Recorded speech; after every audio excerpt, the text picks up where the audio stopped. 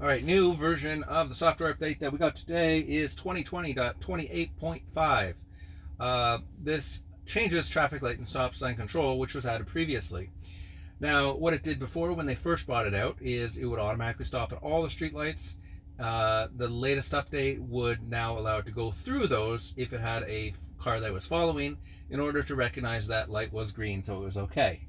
This latest update, though, allows the speed limit to be over by 10 kilometers an hour. So when you got this update, you could only go the speed limit, be it say 50 kilometers an hour, but now you can set it to be 60 kilometers an hour.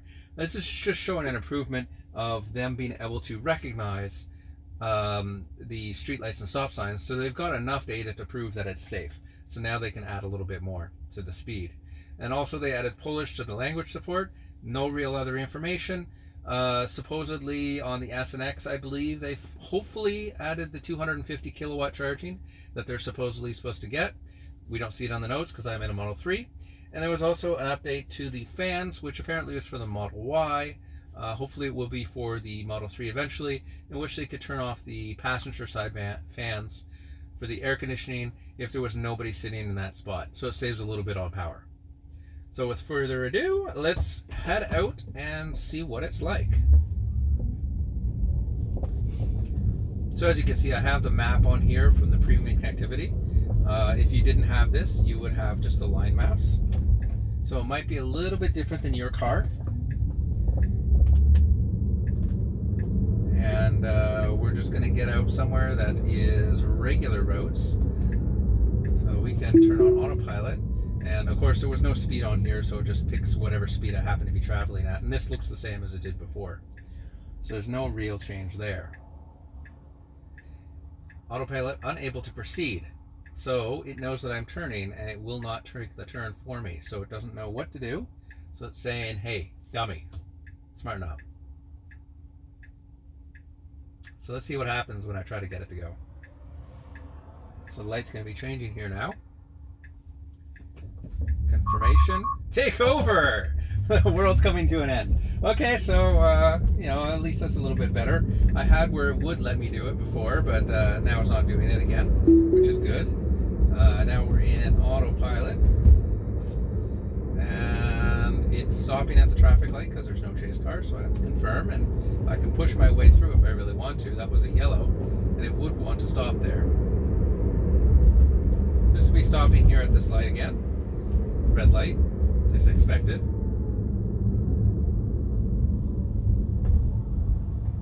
I like how it's very smooth coming into the intersection. Very much like I would be doing if I were a good driver.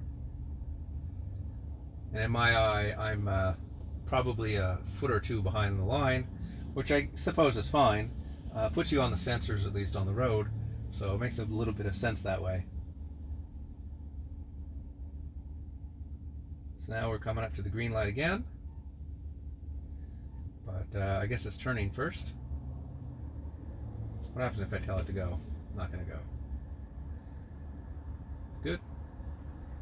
Things seem to be swimming around a little bit more than before. But that'd just be a minor change to the autopilot. They make them all the time. And of course it is dark outside, so it's probably picking up things a little bit different than they typically would be.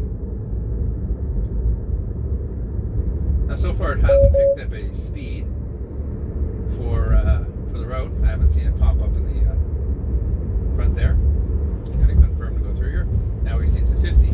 Now I'm doing 60 in a 50 zone. So this is now back to what it was before the stop sign and street light recognition, which is great. This is what I wanted. Now I can drive with this again.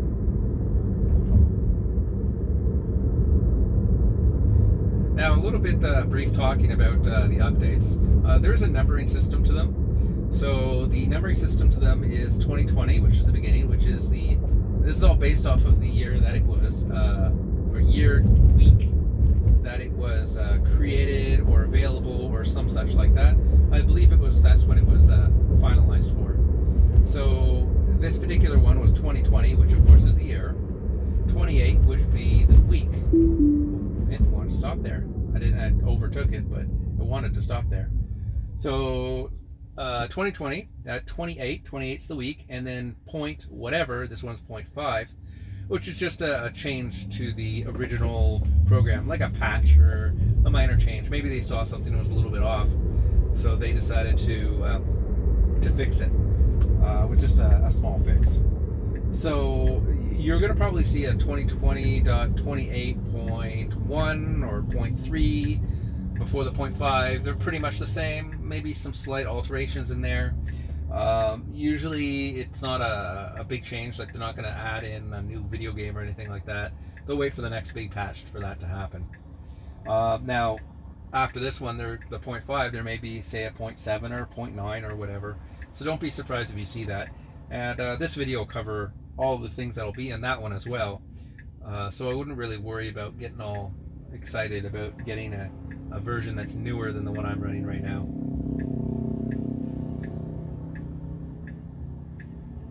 Now, Tesla updates, they'll not necessarily happen the same for everybody. For example, you may have 20.28.3 or 0.10. So it's not specific to any particular reason other than what options your car has. For example, if I had another Tesla, it may have 2020.28.3, but this one has 0.5. So there'd be a difference because maybe one has full self-driving and one does not. So the changes that you get to push with your vehicle tend to be things that are relevant to your vehicle. So if your car had full self-driving and the update had to deal with full self-driving, you'll get it. But if you did not have full self-driving, there's no point in you getting that update, so they don't bother sending it to you. So there's a little place up ahead that I find interesting. There is a light for rail crossing that gives it a bit of a hassle, a bit of a hard time. Let's see what happens when you get to one of those. Typically before it would decide to... Ooh, that was interesting. Okay. So it just decided to slow down a bit early, but I guess that's because I didn't hit the button. So anyways, coming up ahead, just past this light, is the railway crossing, and typically when you hit the railway crossing, it would slow down, but it would slow down when it's basically too late. It wouldn't try to stop at the railway crossing. It would just try to slow down and stop as if it just realized it popped up and didn't have enough time to actually perform the maneuver of slowing down and stopping. Now it also does this with some of the pedestrian intersections as well, or pedestrian controlled intersections or crosswalks or that kind of thing, even when the light's not on. So it recognizes it's there, but it doesn't change anything. It just slows down, and then it doesn't stop. It just slows down. So it's a little bit annoying. I'm very glad for this update, though, that we get the +10, because typically where I live, +10 is the minimum that you want to be driving. So being able to do that means that I can drive with traffic again. Before this update, I would use it, but I'd only use it in not in autopilot mode, but in cruise control. So the cruise control could then speed up or slow down what I wanted to. Ooh, it's slowing down here. Nice. So before, it wouldn't do it that far back, which is interesting. So maybe they've improved that a little bit. Of course, it's not in the notes. Typically, it's not when they make a minor change like that. When they update the maps or whatever, you don't really need to know about it. All these updates will do minor improvements to autopilot. So if you don't like a situation, or you go around a corner and you don't like it, what I would recommend is for you to actually take it out again a month or two later, and it has a good chance that it has been fixed in some manner. Sometimes not. But as we get closer to full self-driving, they're going to get more and more of these changes in order for the car to recognize and understand how to deal with those situations. Like, there's some corners that are around that are super tight. They're a 90-degree corner of a street, so it's not like two streets meeting. It's just a very tight corner, and the car doesn't really steer all that well in there.